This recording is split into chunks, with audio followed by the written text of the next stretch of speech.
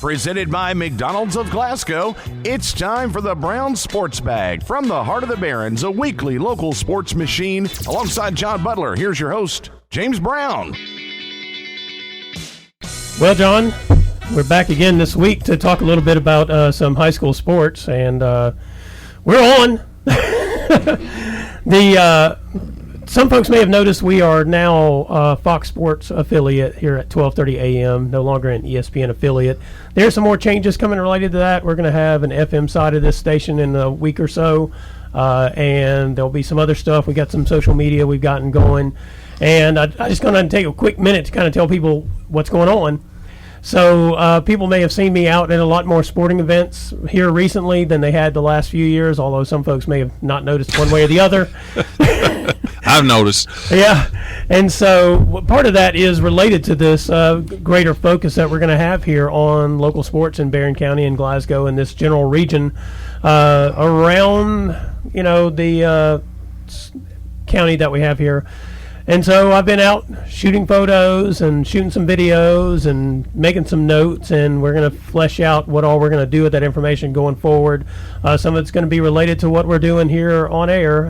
We're going to probably try to increase the amount of coverage, at least in terms of talking to people and that kind of thing, athletes in the area, coaches in the area. So I think we've got a lot of interesting things in the store for the future beyond this show that you and I do each week here, John.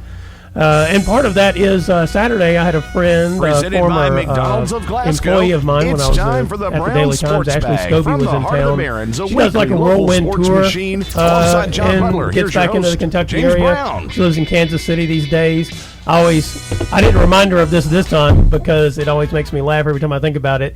The time whenever I think it was Glasgow and Barren had played each other in basketball, and she said a "we" question to you, referring because she was a Glasgow high school student, and you kind of corrected her and embarrassed her in the moment. I did. Yeah. I don't remember that. You don't? You brought it up to her later. Okay, that's been a while. It was a number of years ago when she worked at the Daily Times and covered sports in this area. She's going on.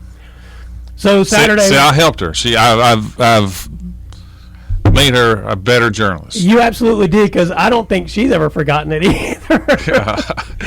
But at least I didn't scar her for life. No. I mean, I think it did improve her thought process about the use of the word "we" in terms of who you're affiliated with and that kind of stuff when you're supposed to be neutral. Correct. And I mean, she was a high school student, so it was a natural slip. Right.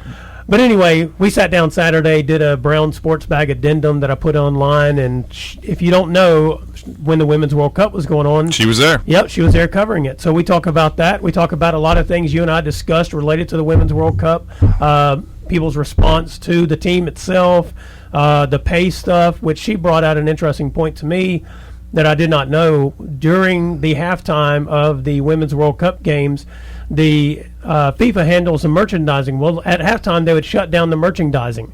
So no more sales after halftime. So people would be in line trying to buy stuff that would raise funds that would help, the players. Why would they shut down? I mean, it's not like they're selling beer or you're going to, have an accident on the way home. It's a good question. Too many shirts. It's dangerous. Yes, it is.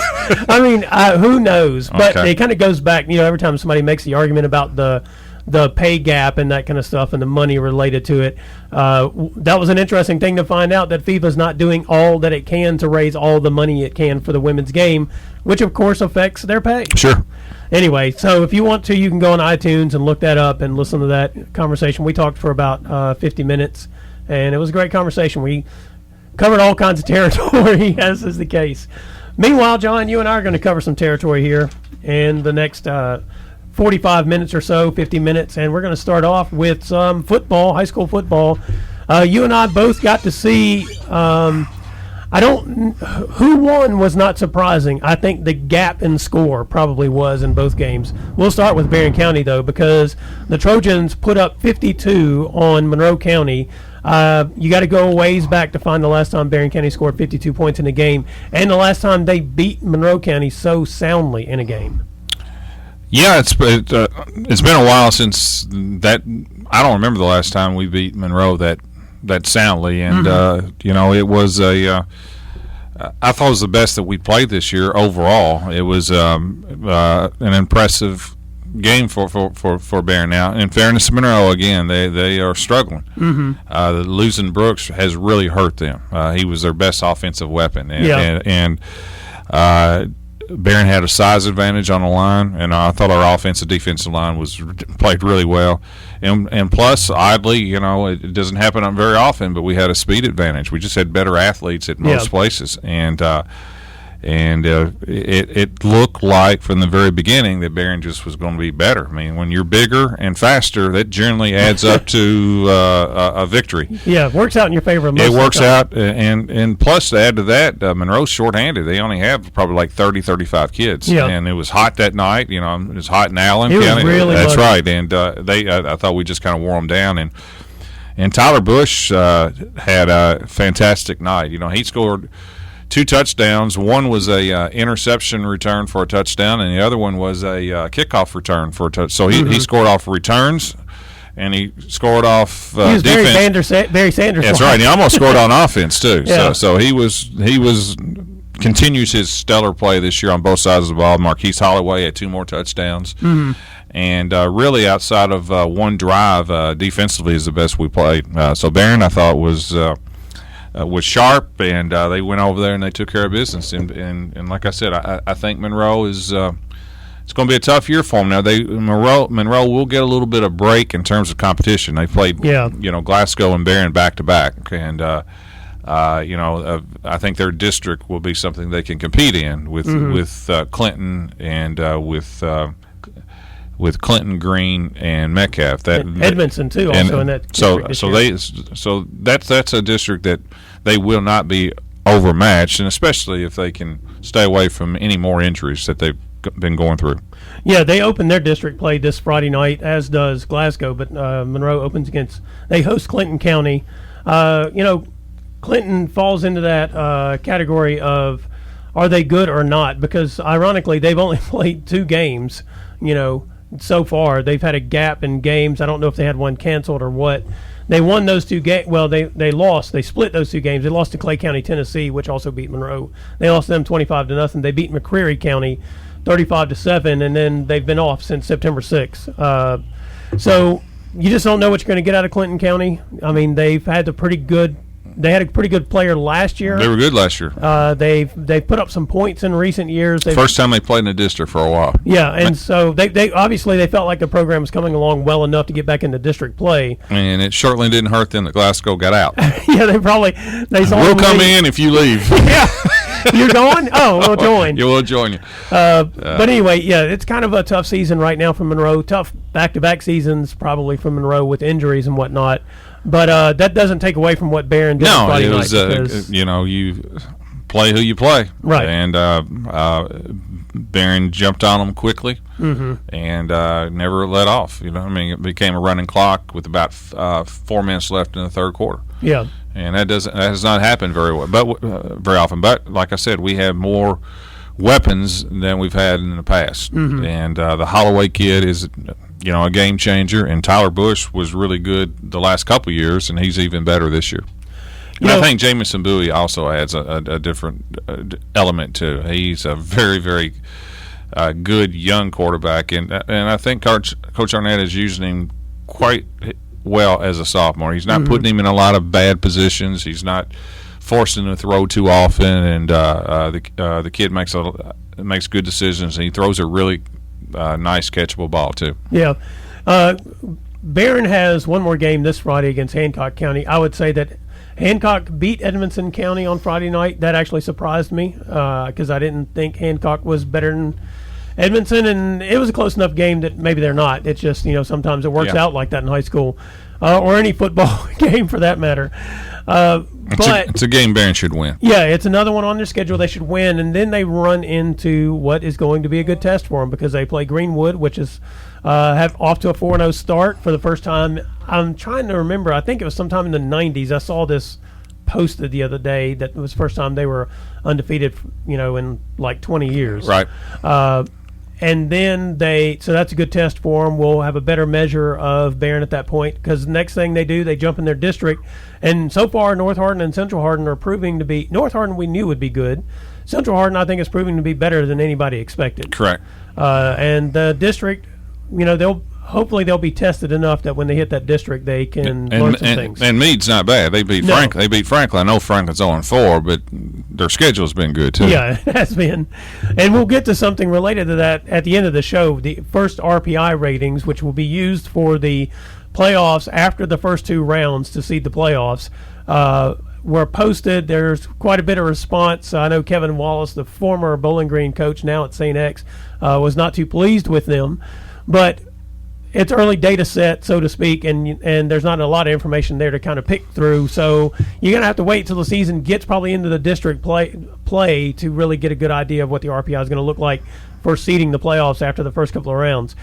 Back to Glasgow. Meanwhile, I thought the Glasgow-Allen County game would be close in the first quarter, sort of like maybe the Monroe-Glasgow game was, or maybe even close at halftime, and I thought Glasgow would eventually wear them down and pull away, but Glasgow was on them fast Friday night, and they were on them in ways that you and I discussed quite a bit last year they would have to develop, and it was they got the ball out to their wide receivers, Flint and Long, and then they got it to Nick Mitchell running the ball. Tanner Abernathy threw some different kinds of passes. They used different pass routes to get out, because Allen County was going to not let Nick Mitchell run the ball against them. That was basically what they were going to do. Right. And so Glasgow got it to their speedy receivers and whatnot, and those guys performed. Glasgow is, they're off to a 4-0 start, and they've not, other than LaRue, they've not really been challenged. No. And Allen normally is a dogfight with Glasgow. Yeah. And this was not. And Allen's weakness plays right into Glasgow's hands, though. And Allen really struggles to throw the ball. And Glasgow's defensive line and so forth, I think any team is going to have a very difficult time running against Glasgow. You better be able to throw it. Balance is perfect. But Glasgow is too good defensively if they know you're going to run it. Oh, yeah. And that was not a good matchup for Allen. And what Glasgow is doing is offensively they're showing better balance than they have in the past. They're not overusing Nick Mitchell. Yeah, he ended up with 20 carries, but I think it's the most all year. 12 of those were in the second half. That's correct. He has not. That's the most I think this year. So they're not overusing him. They're using a little bit better balance with Abernathy at quarterback and consequently I think they're a better balanced team. Yeah, they still have not, in fairness though, other than LaRue, they've not run into a team right now that's capable of beating them. And that will happen soon. Yeah, it won't probably happen this Friday. They open their district against Hart County. Hart County lost to Monroe 40-22 at the Trojan Trail Turf Classic. Trojan, whatever. So the event Trojan Turf War, Turf Classic or whatever, Turf War. That was it. Turf War. I'm sorry, I messed it up. So, but anyway, Monroe beat Hart in that game. Hart was up in the first half. I think they were up 22-20, and Monroe took over in the second half. So I imagine it's going to be a long night for Hart County. No matter. Welcome back to the district. yeah, they're like, we got out of this playing these guys 15 years ago, and here we are playing them again. Yeah. But yeah, so Glasgow caught up with them in 3A. And the rest of that district outside of Taylor County looks pretty weak this year. Taylor's not. And Taylor's not. No, Taylor is good. Taylor and Glasgow are the cream of that crop. Yeah, so Glasgow gets one more team that they have to play that they should be just physically better than, probably in every position on the field. And then they play South Warren, which looks pretty good so far. And that's going to be a great measuring stick, I think, for Glasgow. Is that their last game of the year? No, that's the week after Hart County. Franklin's the last game of the year. Yes. Okay. Yeah, so they will wind up, when you look down their schedule, based on what Glasgow looks right now physically, as long as there are no injuries, they'll wind up with 3 teams on their schedule that can match up to them. I mean, it's going to be South Warren, it's going to be Taylor County, and probably Franklin Simpson by the time you get to the end of the year. Yeah, right. I mean, Franklin, like you pointed out, they're 0-4, but they're not an 0-4 football team. They've got talent. They stack up a schedule that's going to be tough on anyone. And no one else. Other people may not be 0-4 with Franklin Simpson's schedule, but they wouldn't have a winning record probably. I agree. I agree. But no, you couldn't ask for a better start with Glasgow. Plus, they've been healthy. Oh yeah, that's a big part of it. They've been healthy, and if I'm coaching Glasgow, Coach Garman, he's got to be secretly pleased. Oh yeah. You're never comfortable as a coach because one of the things that I'm sure he does want to be challenged a little bit more, and that there's that balance between because if things are too easy, it's hard to improve too. Mm-hmm. And you want to put your kids in difficult positions where you can test their toughness. Yeah, and that's coming down the road. Yeah, that's coming. Now, I'll tell you one thing though. In the third quarter in that game against Allen County, after Allen scored, I don't know that. There was a moment there where you could see that Glasgow really hasn't been tested because they kind of lost their composure some. In terms of on the field, they lost their focus and that kind of thing. And Allen made the score 29-7, and then Allen got the ball back. Glasgow ended up, I think, intercepting a pass on that drive to kill a potential scoring drive by the Patriots, and then they kind of reasserted themselves in control of the game. But that was probably that moment that I would say Garmin's been looking at thinking, it's going to happen here at some point in time in one of these games where we just lose focus. And I guess the upside is after those few minutes, they got their focus back, and then they ran off and put up 21 more points. Right. And so the potential lies there that the Hart County game is kind of the same way, but the week after that, there'll be no moments where they can drop their guard against Southwest. Yeah, no. Otherwise, they'll get run over. That's correct. Well, this is Brown Sports Bag brought to you by McDonald's of Glasgow. We'll be right back.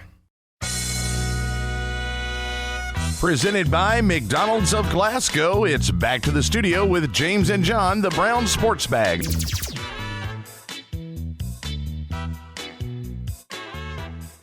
All right, John. Well, we had an exciting week of soccer last week, and we have an exciting day today of soccer coming up.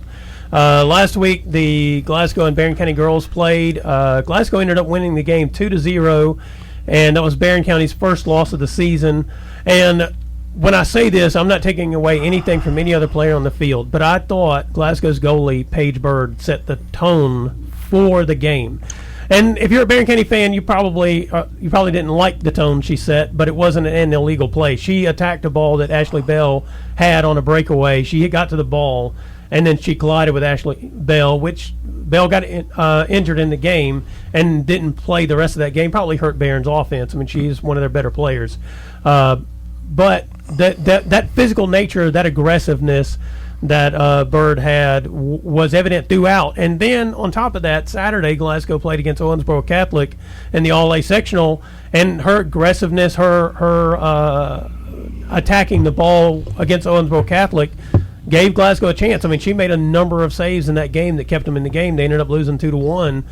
So, I mean, she had, I thought, really just a good week in the two games I saw her play. And Barron came back on the weekend and won. So, I mean, it's not like that loss, knocked them sideways or anything. They came back and won. But, again, that aggressiveness in that game probably set the tone for that game. And it was a physical game, which is kind of to be expected when Glasgow and Barron play in any sport, for that matter.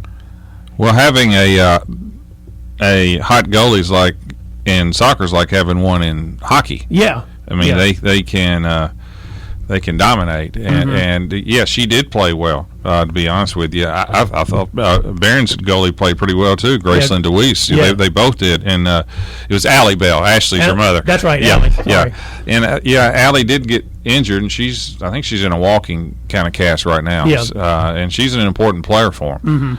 But it just seems like Barron and Glasgow girls have played some really close. And are normally physical. You can tell there's a rivalry right there because they really kind of crank it up against each other. And in fairness, how they play in a regular season is not always indicative of how they play in a tournament against each other. Right. We've seen that be turned around too. But yeah, it was a close game and gave Barron their only loss of the year because as you said, they turned around and beat. Warren Central. Anytime you beat a Bowling Green school, that's good. 1-0. But it was a close game, and they'll have a rematch with Glasgow, and probably in a few weeks from now, they'll turn around and play them again. But it was a good game, and it was again hot. It'd be nice for the soccer kids if they could eventually get some decent weather to play in. But and Glasgow turned around and lost Saturday, Owensboro Catholic, right? Yep, 2-1. 2-1. So Glasgow. Both teams. Glasgow's 6-4. Barron is I think 7-1. Glasgow probably, I think it's fair to say, has played a little tougher schedule than Barren. You know, they've played South Warren and Owensboro Catholic, Taylor. Barron's played East and Warren Central. So I think they're very close, and it wouldn't be surprised me when they played in a couple weeks the score is reversed. I mean, it's set close, to be perfectly honest with you. Yeah, they play again on Saturday, which is a weird day for them to play. Saturday, September 21st, this little schedule says that's an odd day for them to play that game. But anyway, the thing is also, because of the way the schedules work out this year, we don't have a whole lot of soccer season left, and then the district tournament will be played during the spring break week because of the way the schedule works out, which is usually the week after spring break. Yep. But spring break is as it works out, the first full week of October, which is not until October 7th or whatever that is, instead of the week before. So we don't have a whole lot of season left, and they play on this coming Saturday. That'll be the second game of that. I was not aware of that. I need to check on that. Yeah, I guess it is on Saturday, but that does seem weird to have a Saturday night soccer game. Yeah, it is. Yeah, it's at 6:00. I'm guessing if it's incorrect, I'll put out something later and fix that if I can. Tonight we got the boys. Yeah, tonight at 5:30, the boys play for the second time in the first meeting, which was actually Glasgow's first game of the season. It was in the first week of the season, and I think that was Barron's third game of the season. It was 2-2, and then Glasgow scored 2 late goals to win that game 4-2. It's an interesting matchup here between these two teams because I would say Barren clearly has the best scorer out of the two teams. I mean, he's had 21 goals, Aiden Eichen. They also have Seth Mitchell, who's a quality soccer player as well. They're both physically bigger than anybody Glasgow has, except for Alex Elizalde, who plays middle back defender for the Scotties. But on the flip side of that, Glasgow seems to be a team, probably the better overall team, better skill-wise. They do a good job of playing what they want to play. And 9-4 with a good schedule, too. Yeah, that's right. They've lost back-to-back, but they lost to Greenwood 2-1, and that just jumps out at me as you lose to Greenwood 2-1. Normally, that says something because Greenwood's generally been a quality team. Yeah. And they lost to Owensboro Catholic 2-1. Right. And both those two teams are normally good soccer teams. Yeah. So it's going to be an interesting contrast because I think on the one hand with the Glasgow Scotties you have more of a total team. Yep. And on the other hand you have two great players. And Jackson Bauer's been really good for Glasgow. He has been. Yahir Molina has been good. So that's an interesting contrast in styles, and they're going to play, as you mentioned, it's going to be hot again, hot and humid, and so I think the kickoff is at 5:30 over at the soccer complex. I don't know. Saturday during the Glasgow girls game when they were playing Owensboro Catholic, they had to take the breaks for water every 10 minutes. Right. If it's on Barron's side, which I think it is, right? It's the Barron's home game tonight? No, Glasgow's home game. They played over on Barron's Field last time. Okay, all right. Yeah, so it'll still be in the sun at 5:30. Yeah, that's right, it'll be in the sun. No shade break. If it's on Barron's, it's shady a lot earlier. It's actually probably 10 degrees cooler on Barron's side than Glasgow's. Yeah, I kind of like that. Yeah. Maybe they should plant trees all around the place. Be nice. Well, this is crazy weather for middle of September to be in the mid-90s. I don't ever remember it this consistently hot. Yeah. You're always going to have a day where it kind of surprises you, but this is, incredible.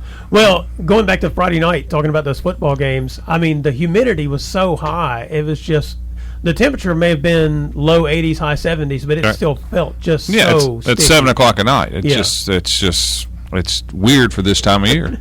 Yeah.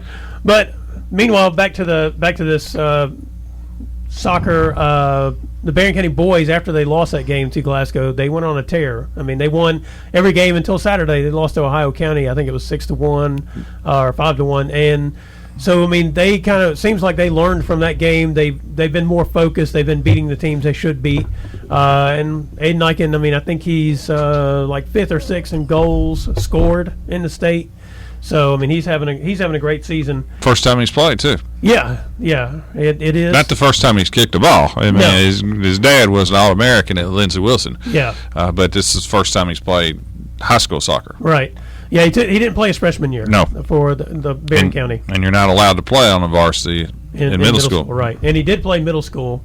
But yeah, so a lot of people are getting that experience trying to deal with him.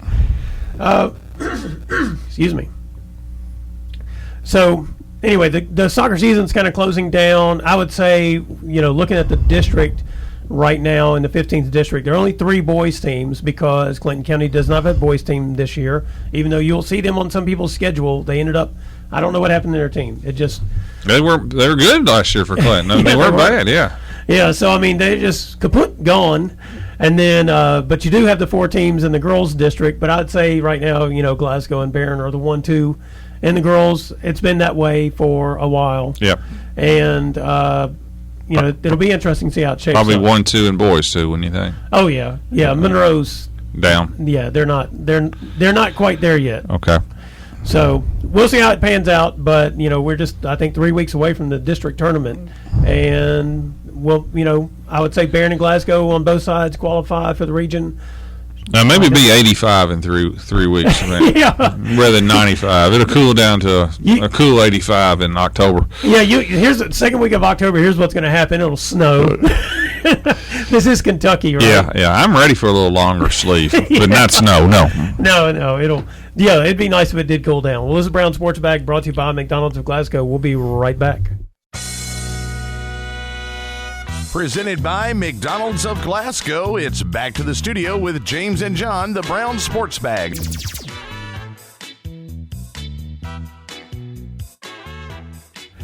Well, John, Saturday in college football, we saw some interesting things. We'll just start with the Louisville WKU game because all those people who were tired of seeing Stephen Duncan as the quarterback of the Hilltoppers don't have to worry about it.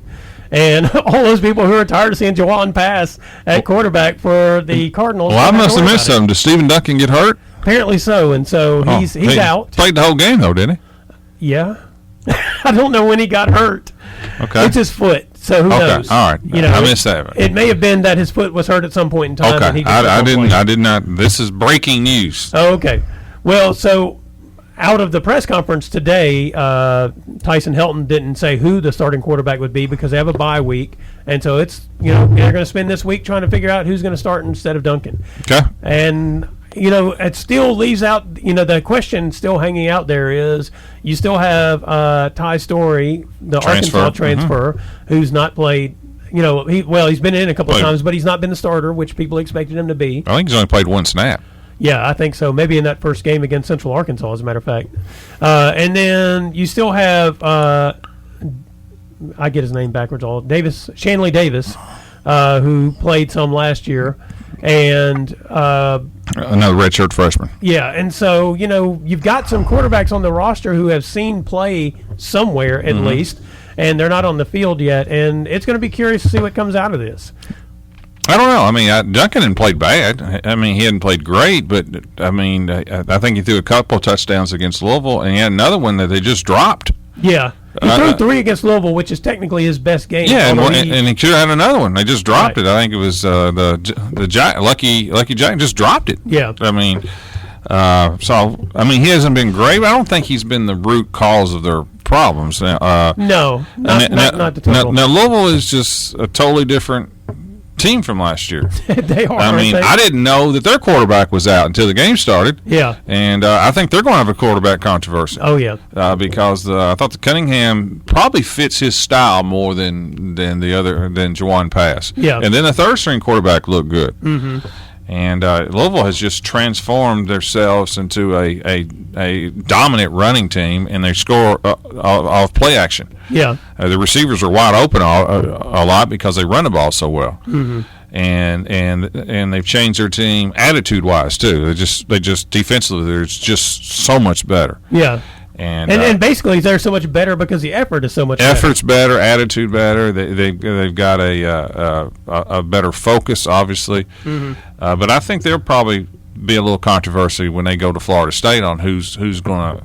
They're probably going to play more than one. I'll just say that because the Louisville coach did not commit today to Jawan Pass. Right. So we'll see how they handle that situation. But it was a good win for Louisville. They were up at one time 31-7. Mm-hmm. I wouldn't say Western was totally dominated. I mean, if I'm Western, I wouldn't be totally discouraged because there were some there were some fluky things that went on. I mean, Louisville scored one on a fumble return. That doesn't. That's a little fluky, when you pick up a fumble and return it 40 yards. Yeah. Western could have got easily back in the game if they caught the touchdown pass. Yeah, that would have. I think the score would have been 38-28. Yeah. I mean, things like that. So I wouldn't be totally discouraged if I'm Western, and probably the break comes at a good time for them. Mm-hmm. I think Western's better than they were last year for sure. I think they have a better attitude, and I think they have a better focus too on what they want to do. But Louisville is by far. I think you can argue that they're the most improved team in the country. Mm-hmm. Yeah, I would say that is true for them. And I'll be disappointed if they don't beat Florida State at Florida State.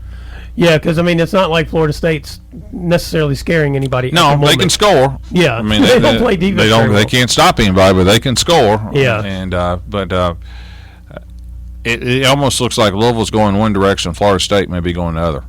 Well, so out of the Florida State game the other day, I think Willie Taggart caught some slack because he suggested that the issues with the play calling were not on him; it was on his offensive coordinator. Nothing like taking responsibility for your team. Yeah, I mean the question was about a play call that they made. And he goes, "Well, I didn't make the play call. My offensive coordinator, whatever his name is, does. But that's a play we called." Yeah, and the defensive coordinator is not doing very well defensively. Yeah, either, so, I mean he's and you hired both of them. Yeah, I mean, the Seminole Nation is sort of like, okay. Okay. But back to your point, attitude. If attitude is the thing in the direction they're going, Louisville's up, Florida State's headed in the other direction. Yes. Meanwhile, Kentucky, man, I thought they had that game won. I'm still not sure how quite they lost that game to Florida. Well, have you seen them play Florida in the last so many years? This is the song. Yeah, you've seen this song. Last year was the was the off key. Off key. Yeah. But they have done this before. The difference was. It looks like Kentucky's better than Florida. I thought so. They outplayed them for 3 quarters. The difference of the game was when the Florida quarterback went out. That's the difference of the game because their backup, to me, looks better than their starter. Yeah. Felipe Franks is, he's they say a great guy, great leadership, but I've never thought he was a great quarterback. Not very accurate at all. No. And when he went out, Kentucky was up a couple touchdowns, I believe. Yeah, it was 21-10, wasn't it? And the new guy came in and was incredibly accurate, made great decisions, and he was the difference of the game. Well, and at the exact same time, Kentucky just made mistakes. I mean, they had the interception. They missed a field goal. The field goal, you got to make a 38-yarder. I mean, I know he's a freshman, but the 38-yarder would have put Kentucky up 2 with about a minute to go. Yeah. And I know Florida scored late, but that was kind of a fluky touchdown because the defense is selling out to try to make a play and get the ball back. And so all he's got to do is beat the first guy. But you got to make a 38-yard one. Yeah. I mean, on turf in those conditions, those are – and I thought they were weak last year in that position, their field goal, and why? And I just don't understand. It's an SEC tradition not to have kickers. I think I don't understand it. With you got 80-something scholarships, and this kid may have backup linemen and and this kid may be good down the road. He's a freshman, so I'm not going to throw him under the bus or anything like that. But I thought Kentucky's backup quarterback was good. Yeah, Sawyer Smith looked good. I think he's the final 6 minutes. I think he's really. I like him, to be honest with you. Yeah. I think he could be really, really good. He clearly throws the ball better than Wilson. Yeah. He's not as dynamic, but I think he fits with them. I don't think he's the reason they lost, and I think, the people thought that their season was over because they lost Terry Wilson. I don't think so. I think they can win games, and I think he's a good player. The experience he got starting at Troy was really important. And one of the things about that particular game, you talk about him fitting with Kentucky versus Terry Wilson. So last year, it's hand the ball off to Benny Snell or a play action to Benny Snell, throw a bomb. Yep. If you're Terry Wilson. Well, he's perfect for that because he's got a big, strong arm. And that works well, especially when you got a defense that can bail you out of your mistakes. Right. Kentucky's defense is not as good, No. and their running game is not as dynamic. No. Although their running backs Not are bad. okay. I think Smoke, what a name. Yeah. I think he could be really good. Yeah. But Kentucky's got good receivers. Yes. So Basically, you need somebody who can get the ball to the Lynn- receivers because they're more dynamic than your running Bowden game this is year. good, but I like that 6'4" basketball player. Yeah. Every time I throw it to him, something good happens.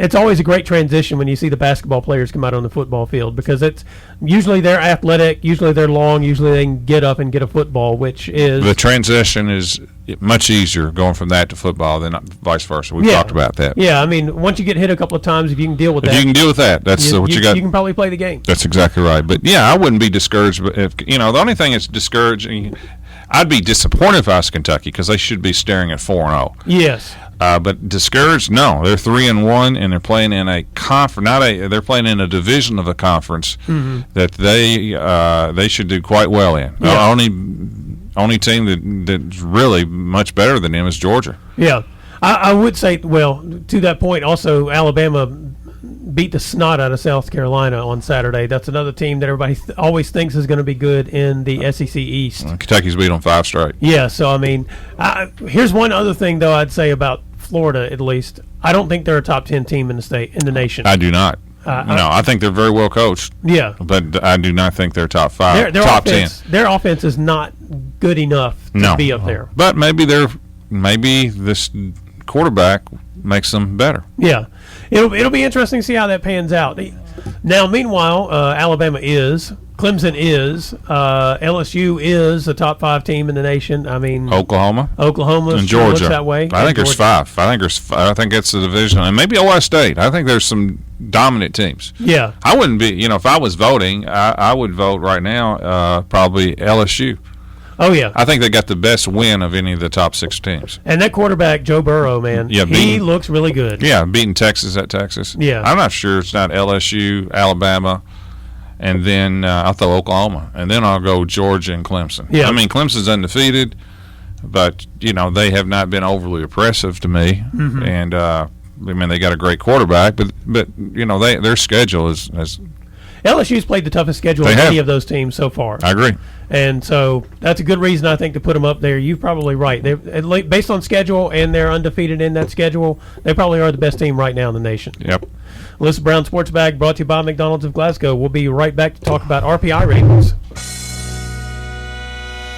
Presented by McDonald's of Glasgow, it's back to the studio with James and John, the Brown Sports Bag.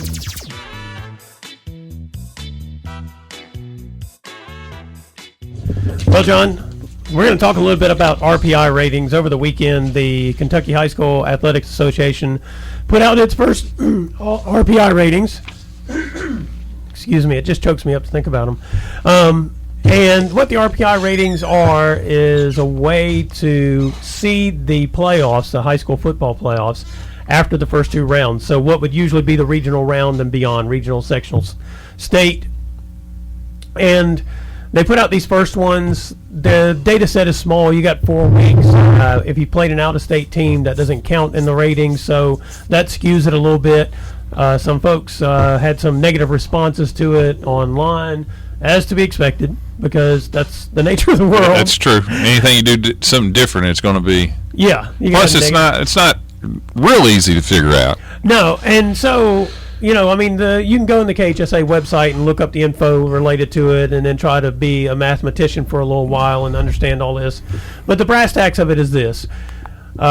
These initial rankings first of all, it's not like a preseason poll that seems to affect the polls all the rest of the year.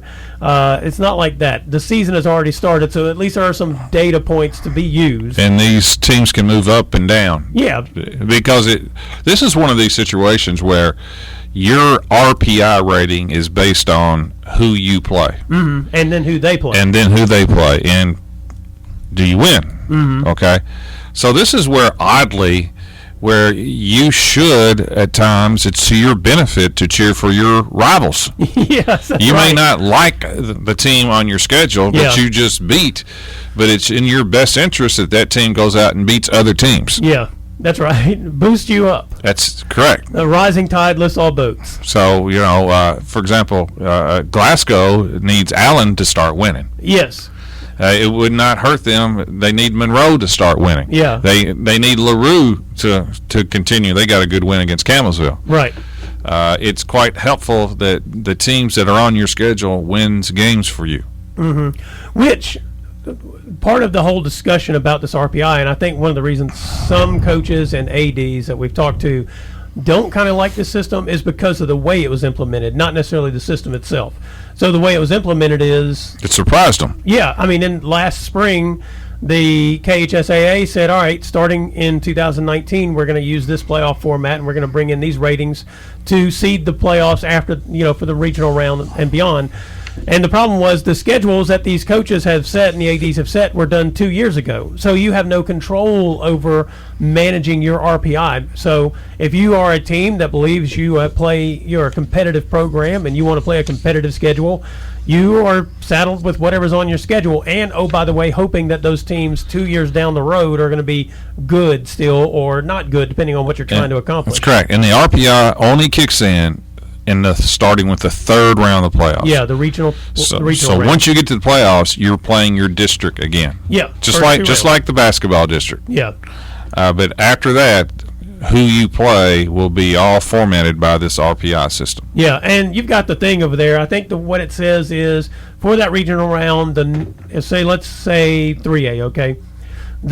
On the west side, I guess is how it is set up. It has a west and east still. So the number 1 on the west side in the RPA rating will play the number 4 on the west side. Mm-hmm. And then 2 and 3 will play. Right. 1 and 2 get to host those first round games, and then I guess the RPI rating will determine who hosts the next round as well. That's correct. And then you're on to the state tournament and state finals that's after right. that. So people want to know, Glasgow is in Class 3A, and this is just kind of where they are right now. Yep. They are ranked, and this is probably lower than most people would think. They're ranked 12th in 3A. Yeah. Taylor County, who's in their district, is actually 6th. Mm-hmm. Bell County, Paducah, and Bardstown, and Christian Academy of Louisville are the top 4. Right. That's the way it is right now. And you may go, well, Glasgow's better than that. Well, I think they are too. But it's after 4 games, and it's based on your schedule. And the best team so far on their schedule has been LaRue. Yeah, as we discussed in the opening part of this That's segment, right. that the schedule has wound up being weaker than usual. That's right. Now, based on the teams but they have games coming up with Taylor and South Warren and Franklin, and that should help their RPI. Yeah, that'll change a lot of stuff right there. And to your point about Taylor being ahead of them right now, I mean, Taylor has played. I mean, we know they've played Campbellsville and beat Campbellsville, and Campbellsville in 1A I think is in the top 5 in the RPI. But they beat LaRue County as well, 34-13, and they also beat Greene County, which is not very good. No. And they beat Western Hills, which is traditionally not very good. So probably that game against Campbellsville is the reason they're higher in that RPI rating than Glasgow, if you get right down to the brass tacks of it. That's correct. Now, if you want to look at Barren, Barren in 6A, because we jumped to 6A, is 29th. Yeah.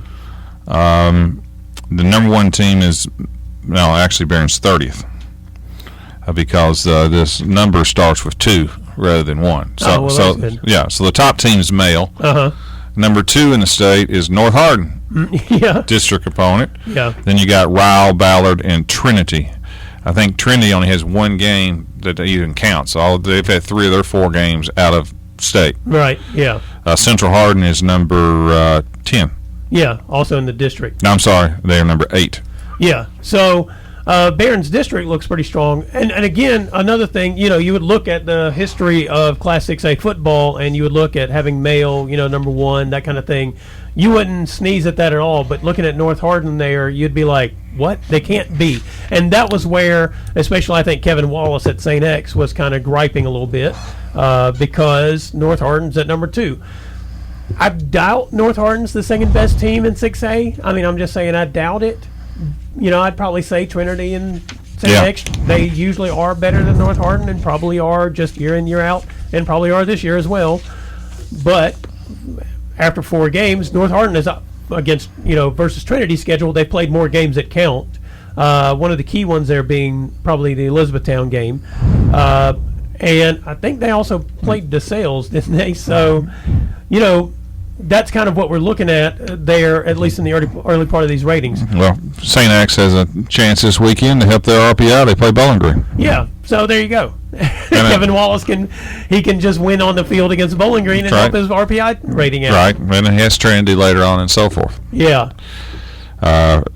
St. Axe's only loss is the male. Yeah, number one team. It was a blowout too, which is a little odd. Yeah, it was. I think 52. But I don't. The score does not count in the RPI. That's different from college. Yes. Which is a little weird. Yeah. You would think you'd get credit for a 13-12 loss to the number one team in the state. I think the reason they're not using score is because of how the districts work out sometimes. So you look at Glasgow's district. If they're playing Hart, Casey, and Adair County, and they put up, say, 50 points against all three of those, that's not very you can't control that measurement from an outside perspective. The district's going to be set however they're going to be set. And I know that in college, you have conferences, and should be the same thing there. But basically you have, 10 or 12 teams in a conference, so there's a larger pool of measurement on your schedule, I think, for college versus how it works out in high school, which I would guess is why they're not using the scores in high school. Also, going back some years ago when Bowling Green and Logan County were in the same district, and Bowling Green put up 100 points on Logan County because they could. But that's easily fixable, though. It's just the fixable part is we're not you get no extra credit for beating anybody more than, say, 3 touchdowns. Yeah, I mean, if you hit the running clock, you probably shouldn't get. If you're at 36 points, it shouldn't be That's any more correct. than that. That's period. correct. But to me, you should get credit for losing to male 13-12. Yeah. I mean, that's or credit for losing 52-14. Oh, I mean, you should get some credit. That's right. I mean, that's a better loss than maybe a win over somebody who can't play. I would say that is true. So I don't know. I'm sure that this is. I think they even basically say this is experimental to some degree at this point to decide how they're going to use this going forward. As you and I have discussed before, this is another Band-Aid on a bigger issue that the KHSA has not addressed at all. Too many classes and too many teams make the playoffs. Yeah. I mean, so you could reduce the number of classes, go back to 2 teams, and maybe a wild card or something making the playoffs, however you want to do it. I don't care if you use the straight RPI to do that stuff. Get your playoffs should not be 6 weeks or whatever it is. It seems like it's forever. Yeah, it is. Yeah, I mean, try to have a playoffs in a month would be nice. Yeah, maybe even throw in an extra regular season game so that you can still finish that first week of December if that's what your ambition is. Right. As a case. Or better than that, start your regular season a week later when it's not 115 degrees. Yeah, that would be fantastic. A lot of states further south do wait another week to start, and they still finish at about the same time. That's correct. They don't have bye weeks in their seasons. A lot of them do. No, we didn't either until 10 years ago. Yeah, so I don't know why that is. I mean, I guess that's what people wanted. They wanted a bye week. I don't know. To go on fall break. Which Barren kind of got edged out of this year. Sometimes it happens, but I mean that's I've never heard of a bye. No, it's only been around for so many years. Yeah, I would like to see them eliminate the bye, start a week later, fewer teams in the playoffs, maybe at least one less classification. You would like more than that to be trimmed. Yep. But, whatever, this is not the Band-Aid that fixes the problem. Eventually, they're going to have to just address that. And then teams can make their schedules, if they want it to be RPI-based for the playoffs, top 16, whatever, in each class that makes playoffs. Everybody can play whomever they want. Everybody else can play for gate money and not worry about the playoffs if that's the way they want to structure their football season. Play 10 weeks, move on with their lives. I think we got it solved. I think so, too. We'll be hitting Julian Tackett up later. He'll be ignoring our calls. That's a fact. Well, John, real quick before we have to get out of here, Lamar Jackson was still fantastic on Sunday. Yes. I'm really enjoying. I love watching him play. I'm proud of him. From a Louisville perspective, he looks great. Plus, he handles himself with a lot of class too. Yeah. And they built an offense around him. Here's the thing about him that just keeps surprising me even now in the NFL. Usually at some point in time, people catch up to a running quarterback. He still looks just that much faster than everybody else in the NFL, too. A great player. Yep. Well, this is Brown Sports Bag brought to you by McDonald's of Glasgow. We'll be back next week at 4. Thanks for listening, and be sure and join James and John once again next Monday at 4 for the Brown Sports Bag, a local weekly sports machine presented by McDonald's of Glasgow. Coming soon to your FM dial, this is Fox Sports Radio, WCDS Glasgow, AM 1230.